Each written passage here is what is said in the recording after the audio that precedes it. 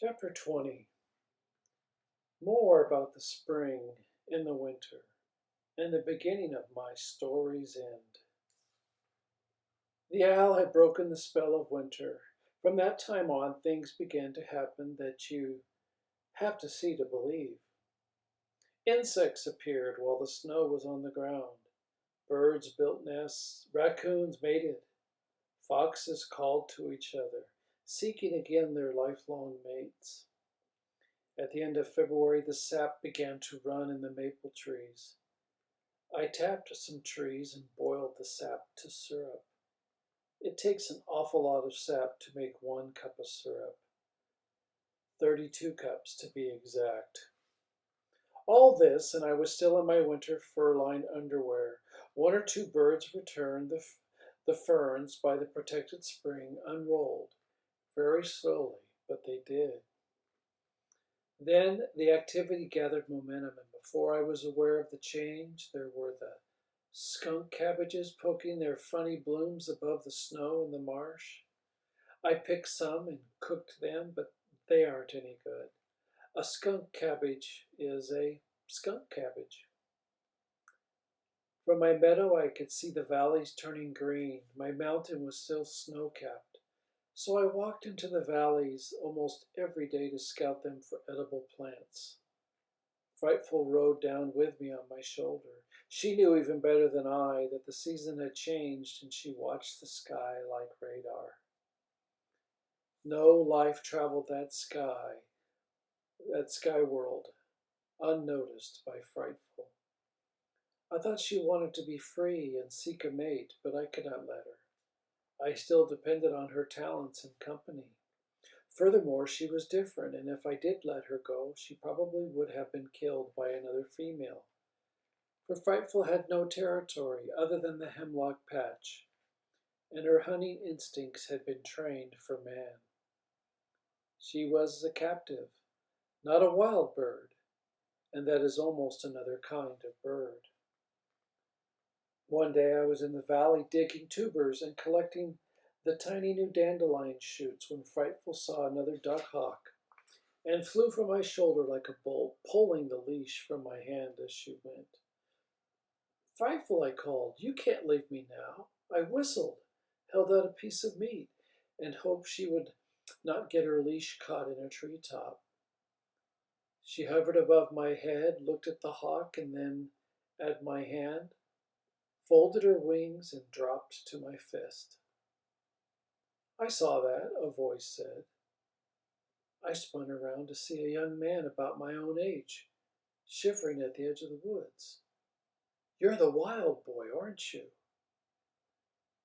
I was so astonished to see a human being in all this cold, thawing silence that I just stood and looked at him.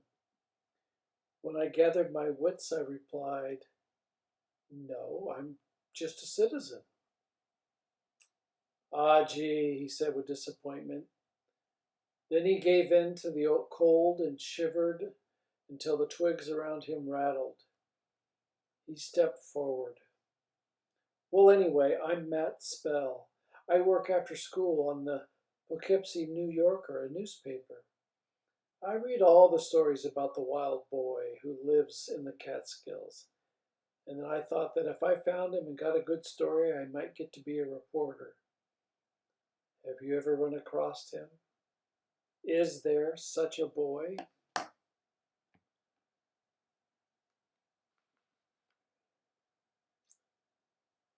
It's all nonsense, I said as I gathered some dry wood and piled it near the edge of the woods. I lit it swiftly, hoping he would not notice the flint and steel. He was so cold and so glad to see the flames that he said nothing. I rolled a log up to the fire for him and shoved it against a tree that was blocked from the raw, biting wind by a stand of hawthorns. He crouched over the flames for a long time, then practically burnt the soles off his shoes, warming his feet. He was that miserable. Why didn't you dress warmer for this kind of trip? I asked. You'll die up here in this damp cold. I think I am dying, he said. Sitting so close to the fire he almost smothered it. He was nice looking, about 13 or 14, I would have said. He had a good, bold face, blue eyes, hair about the color of my stream in the thaw. Although he was big, he looked like the kind of fellow who didn't know his own strength. I liked Matt. I've still got a sandwich, he said. Want half? No thanks, I said. I brought my lunch. Frightful had been sitting on my shoulder through all this, but now the smoke was bothering her, and she hopped to a higher perch. I still had her on the leash. There was a bird on your shoulder, Matt said. He had nice eyes. Do you know him? I'm sort of an amateur falconer, I replied. I come up here to train my bird. It's a she. Frightful is her name. Does she catch anything? Now and then. How hungry are you? I asked as his second bite finished the sandwich. I'm starved, but don't share your lunch. I have some money. Just tell me which road takes you toward the Hudson River. I stood up, whistled to Frightful. She flew down. I undid her leash from her Jessie's. I stroked her head for a moment, then threw her into the air and walked out into the field, kicking the brush as I went. I had noticed a lot of rabbit tracks earlier. I followed them over the muddy earth as best I could. I kicked up a rabbit, and with a twist, Frightful dropped out of the sky and took it. Roast rabbit is marvelous under any conditions, but when you're cold and hungry, it is superb. Matt enjoyed every bite. I worked on a small portion to be sociable, for I was not especially hungry. I dare not offer him the walnuts in my pocket, for too much had been written about that boy living off nuts. My whole circulatory system thanks you, Matt said.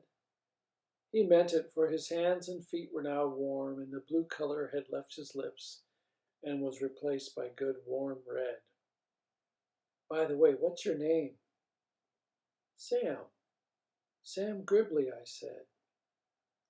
Sam, if I could borrow a coat from you, I think I could make it to the bus station without freezing to death. I sure didn't think it would be so much colder in the mountains. I could mail it back to you. Well, I hesitated. My house is pretty far from here. I live on the Gribley farm and just come down here now and then to hunt with the falcon. But maybe we could find an old horse blanket or something in one of the deserted barns around here. Never mind, Sam. I'll run to keep warm. Have you any ideas about this wild boy?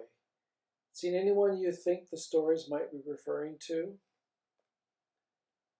Let's start toward the road, I said as I stamped out the fire. I wound him through the forest until I was dizzy and he was lost, then headed for the road. At the edge of the woods, I said, Matt, I have seen that boy. Matt's spell stopped. Gee, Sam, tell me about him. I could hear paper rattle and saw that Matt's cold hands were not too stiff to write in his notebook. We walked down the road a bit, and then I said, well, he ran away from home one day and never went back. Where does he live? What does he wear? We sat down on a stone along the edge of the road. It was behind a pine tree and out of the ripping wind. He lives west of here in a cave. He wears a bearskin coat that has long hair, all matted and full of burrs. According to him, he fishes for a living. You've talked to him? He asked brightly. Oh, yes, I talked to him. Oh, this is great. He wrote furiously. What color are his eyes? I think they are bluish gray with a little brown in them. His hair? Darkish. I really couldn't tell under all those coon tails. Coon tails? Do you suppose he killed them himself? No, it looked more like one of those hats you get with cereal box tops. Well, I won't say anything about it then. Just coontail hat. Yeah, coontail hat's enough. I agreed. And I think his shoes were just newspapers tied around his feet. That's good insulation, you know. Yeah? Matt wrote that down. Did he say why he ran away? I never asked him. Why does any boy run away? Matt put down his pencil and thought, well, I ran away once because I thought how sorry everybody would be when I was gone. How they'd cried and wished they'd been nicer to me. He laughed. Then I said, I ran away once because, well, because I wanted to do something else. That's a good reason, said Matt. Do you suppose that's why? By the way, what is his name? I never asked him, I said truthfully. What do you suppose he really eats and lives on? Asked Matt. Fish, roots, berries, nuts, rabbits. There's lots of food around the woods if you look for it, I guess. Roots? Roots wouldn't be good. Well, carrots are roots. By golly, they are, and so are potatoes, sort of. Fish? Pondered Mac. I suppose there are lots of fish around here. The streams are full of them. You've really seen him, huh? He really is in these mountains?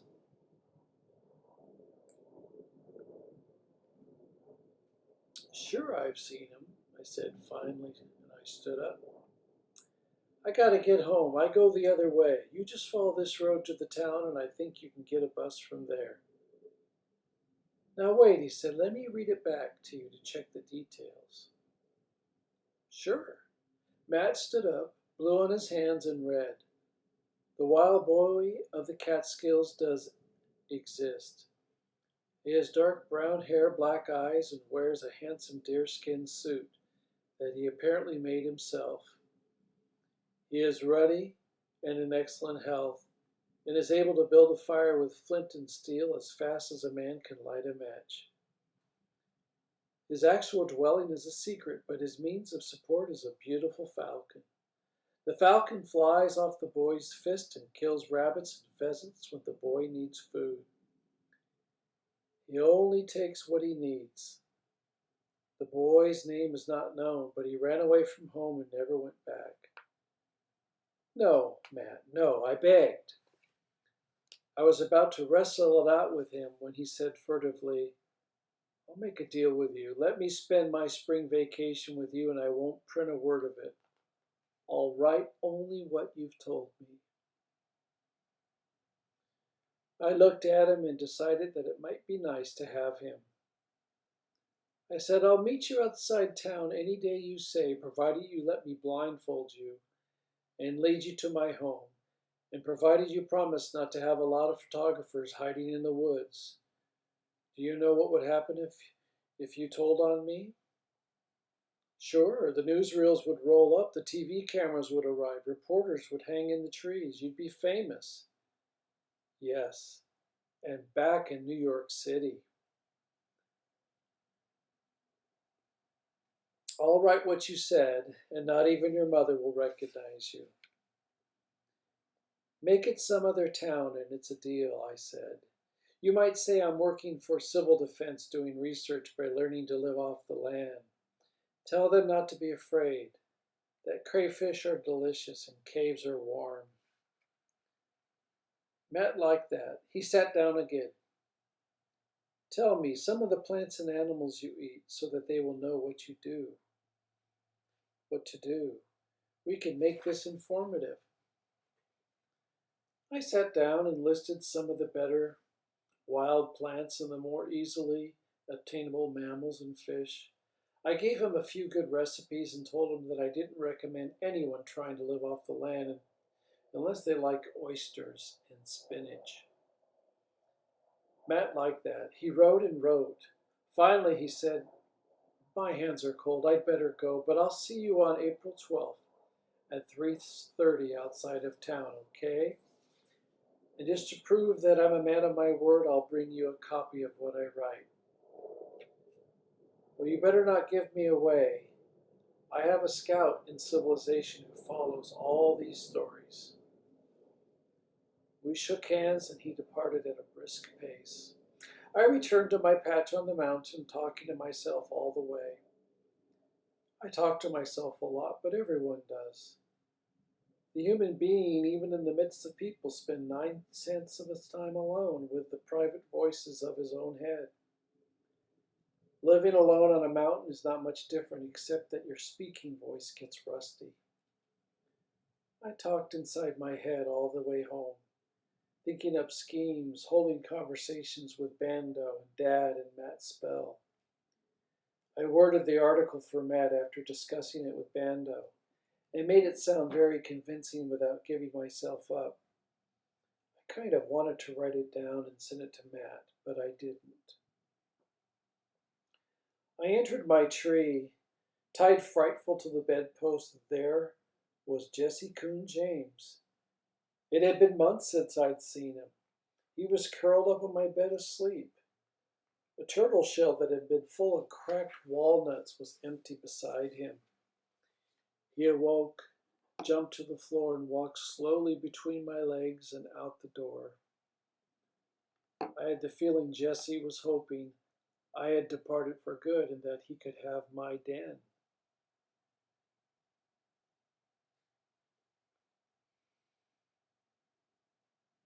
He was a comfort-loving creature. I was bigger and my hands were freer than his, so he conceded me the den.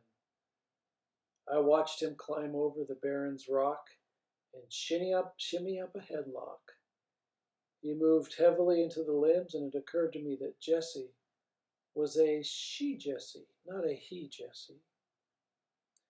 I cooked supper, then sat down by my little fire and called a forum.